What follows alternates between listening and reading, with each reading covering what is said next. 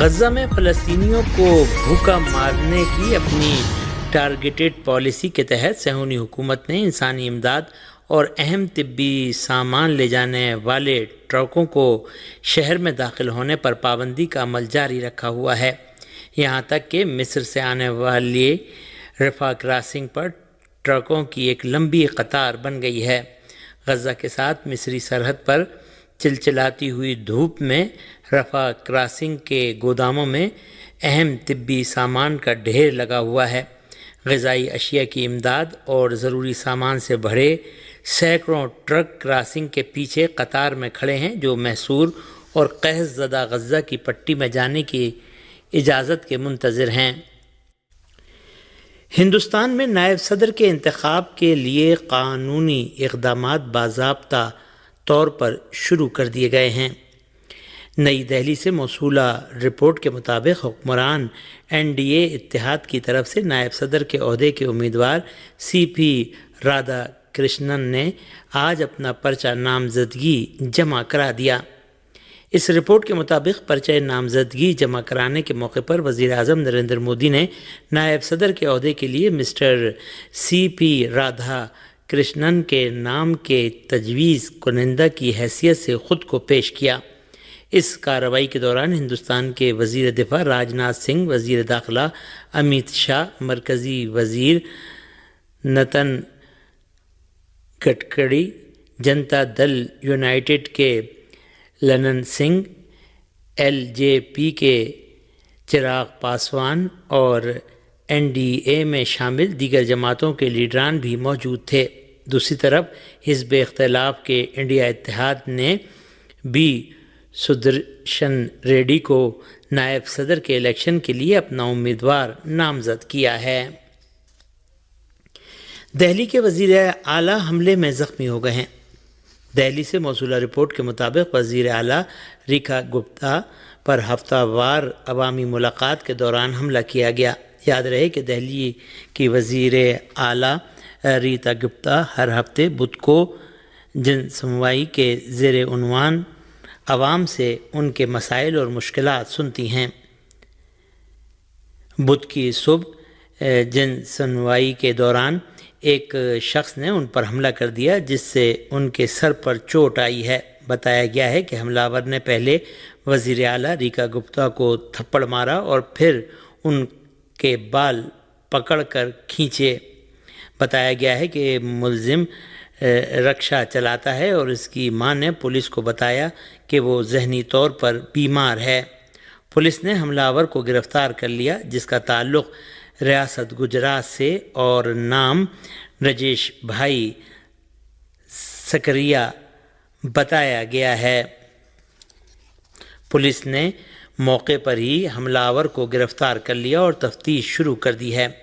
حزب اختلاف کے رہنماؤں نے دہلی کی وزیر اعلیٰ پر حملے کی مذمت کی ہے۔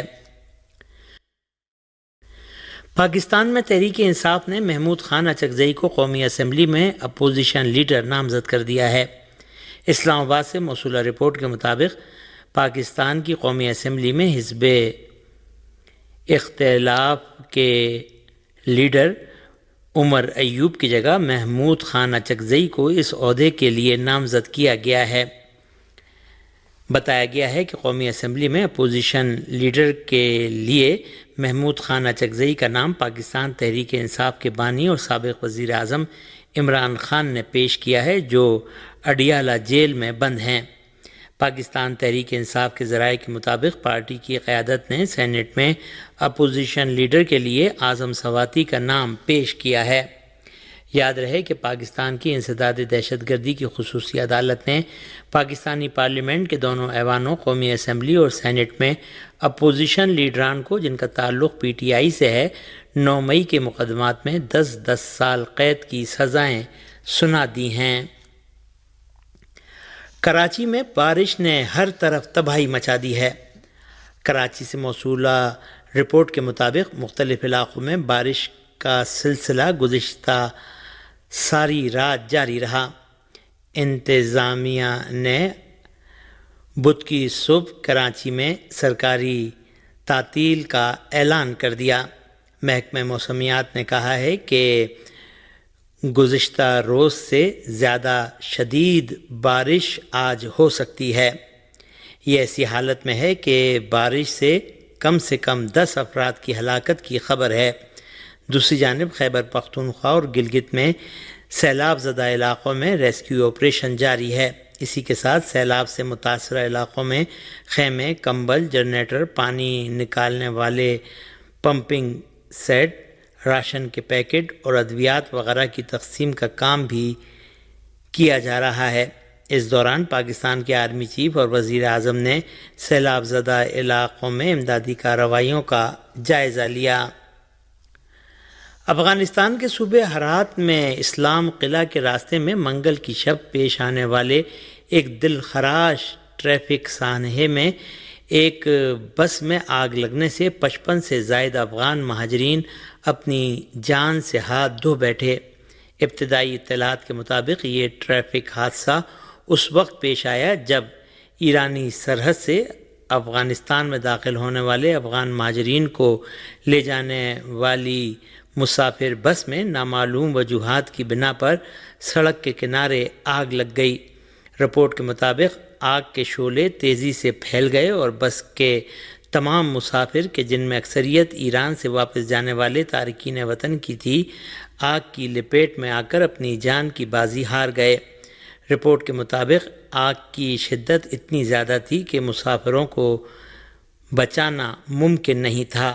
اب تک ہرات صوبے میں طالبان کے مقامی حکام نے آگ لگنے کی وجہ اور متاثرین کی صحیح تعداد کے بارے میں تفصیلات فراہم نہیں کی ہیں، تاہم مقامی ذرائع نے اس واقعے کو خطے کے سب سے المناک ٹریفک حادثات میں سے ایک قرار دیا ہے۔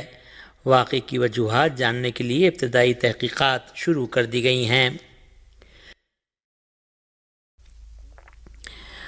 آٹے کے ٹرک ڈرائیور محمود الشیخ نے کہا ہے کہ ہم 2 ہفتوں سے جان لیوا درجہ حرارت میں غزہ کی پٹی میں داخل ہونے کا انتظار کر رہے ہیں۔ 300 ٹرک واپس چلے گئے اور صرف 35 کو اندر جانے کی اجازت دی گئی۔ اسرائیلی مغرور ہیں اور اپنی مخالفت کی وجہ نہیں بتاتے۔ حسن جمعہ نے یہ بھی بتایا کہ ہر رات تقریباً 150 ٹرک مصر کی جانب کراسنگ پر کھڑے ہوتے ہیں۔ مجموعی طور پر جو بھی ٹرک کراسنگ گیٹ سے داخل ہوتے ہیں وہ اسرائیل کے زیر کنٹرول کرم ابو سالم کراسنگ کی طرف لے جائے جاتے ہیں، جو چند کلومیٹر فاصلے پر ہے، اور وہاں پر ٹرکوں کا انتہائی دقت سے معائنہ کیا جاتا ہے اور اسرائیلی جو کچھ چاہتے ہیں اسے داخل ہونے دیتے ہیں اور باقی کو واپس بھیج دیتے ہیں۔ یہ ایسی حالت میں ہے کہ اقوام متحدہ کے 4 اہلکاروں، ٹرک ڈرائیوروں اور مصری ہلال احمر کے رضاکاروں نے اطلاع دی ہے کہ اسرائیلی حکومت اہم طبی ساز و سامان، خیموں اور دیگر سامان کے داخلے کو روک رہی ہے۔ صہیونی میڈیا کا کہنا ہے کہ آنے والے دنوں میں غزہ شہر پر قبضے کے مقصد سے آپریشن کرنے کے لیے 10,000 ریزرو فوجیوں کو طلب کرنے کا فیصلہ کر لیا گیا ہے۔ غاصب صہیونی حکومت کے فوجی ریڈیو نے بتایا کہ غزہ پٹی میں اپنی کارروائیوں کا دائرہ بڑھانے کے لیے 10,000 ریزرو فوجیوں کو طلب کرنے کی تیاری کی جا رہی ہے اور اس آپریشن کے لیے تقریباً 60,000 ریزرو عناصر کو متحرک کیا جائے گا۔ صہیونی فوجی ریڈیو کے مطابق اس وقت اسرائیلی فوج میں 70,000 ریزرو فوجی سرگرم عمل ہیں اور اب یہ تعداد بڑھا کر تقریباً 1,30,000 تک پہنچ جائے گی۔ صہیونی ذرائع کا کہنا ہے کہ اس فیصلے پر 1 ستمبر سے عمل شروع ہو جائے گا، ساتھ ہی یہ کہ میدان جنگ میں موجود ریزرو فوجیوں کی مدت میں بھی مزید 40 روز کی توسیع کر دی جائے گی۔ دریں اثنا اسرائیلی حکومت نے جنگ کے ساتھ ساتھ قیدیوں کے تبادلے اور جنگ بندی پر حماس کے ساتھ بات چیت کرنے کا فیصلہ کیا ہے، کیونکہ فوج نے تل ابیب میں حکام کو حماس کے ساتھ جزوی طور سے ہی صحیح مگر ایک معاہدے کے تحت پہنچنے کی سفارش کی ہے۔ حماس کا رد عمل موصول ہونے کے بعد نتن یاہو نے مشاورت کرنے کے بعد اپنے قریبی ساتھیوں کو بتایا کہ وہ جزوی نہیں بلکہ جامع معاہدے کے خواہاں ہیں، تاہم انہوں نے واضح طور پر جزوی معاہدے کو مسترد بھی نہیں کیا ہے۔